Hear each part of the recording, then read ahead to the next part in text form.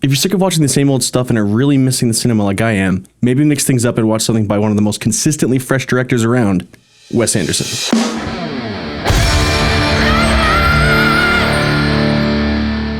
Isle of Dogs was released in 2018 and somehow flew right under my radar. I don't know what it was, but something told me more than a few times that I should give this movie a shot. And boy am I glad I listened, because Wes Anderson is on fire here.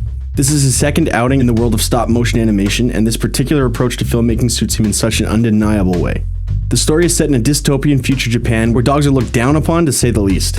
Eventually, these dogs contract a virus which pushes this conflict forward into the animals being ostracized to a nearby island made up of garbage. From here, we meet a young boy desperately trying to rescue his beloved pet, and the plot carries on from there. The dogs speak English, and everyone else speaks Japanese except for the characters that are exchange students or press conference interpreters. It's a unique choice, to say the least. Many of Anderson's usual suspects are here: Edward Norton, Bill Murray, Bob Balaban, Jeff Goldblum, Frances McDormand, and Tilda Swinton are just a few of Anderson's returning favorites, joined for the first time by Bryan Cranston and Scarlett Johansson, who probably play my two favorite characters in the movie. In true Wes Anderson form, most if not all standard movie tropes are absent. Not a lot of directors manage to completely replace convention with their own style, but give credit where it's due, this approach to filmmaking is practically patented by the guy. Center frame shots, long spaces between moments of dialogue, bait and switch, long uncut shots, and weirdly consistent pacing. The unique style of all of these things is remarkable, but I find this the most unusual. Anderson's movies almost always have this weird, easygoing and unshakable pace. Not a slow pace, but definitely not a fast one, and one that feels completely unchanging. There may be an increase around the climactic final moment, but for the most part things are steady. His movies allow things to breathe, and I find this gives them all such a warm, comfortable feeling, and Isle of Dogs is no exception. So let's dive in a bit more. Style. You know how rare it is to have characters stare directly into the camera? People tend to not do it because it feels awkward, but Anderson is so well known for it now that I honestly think people may avoid it because they're worried about being accused of stealing his approach, which is kind of crazy. Furthermore, find me someone with this much caring attention to detail. This could be as simple as the movement of the dog's fur to more complicated details like this.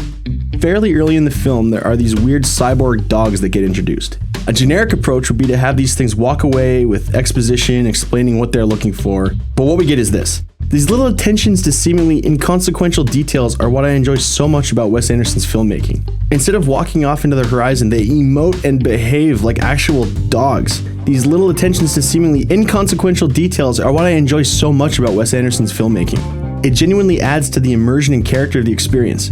It also adds to one of his other filmmaking characteristics: authenticity and wholesomeness.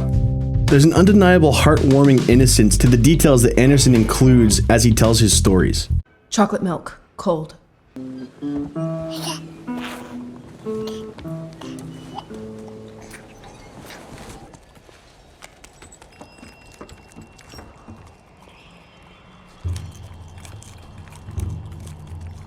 There's something about little moments like these that add a general, unique character and authenticity.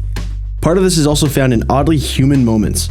Most movies make things like larger-than-life physicality and dialogue somehow expected by the audience. In reality, people are clumsy, we trip on things physically and when we speak. I know I'm gushing a lot about Wes Anderson right now, so we'll switch gears for a sec. You know who gets a lot of credit for not doing these things? Woody Allen. Listen to his line delivery.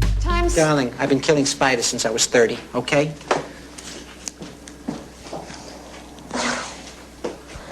Very big spider. Yeah? A lot of trouble. There's two of them. Two? Yep, I didn't think it was that big, but it's a major spider. You got a broom or something with a snow it's shovel? at your maybe, or house. I something? think I left it there. I'm sorry. Let me have this. Oh, what are you doing? What are you doing? Honey, there's a spider in your bathroom the size of a Buick. Okay. He jumps and bounces around like a human being.